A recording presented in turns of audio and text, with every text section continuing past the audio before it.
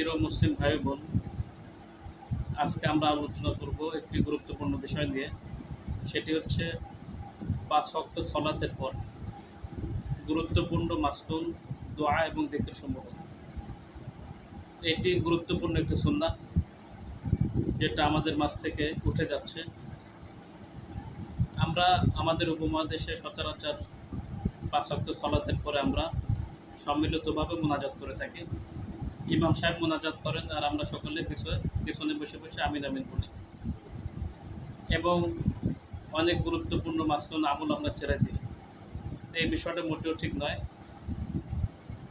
যেই হাদিসের মধ্যে যে বিষয়গুলো আছে প্রত্যেকটি বিষয় খুব গুরুত্বপূর্ণ, খুবই ফজিলতপূর্ণ এবং খুবই ফজিলতপূর্ণ। এই বিষয়গুলো আমরা ইনশাআল্লাহ ধারাবাহিকভাবে আলোচনা করার চেষ্টা করবো ইনশাআল্লাহ।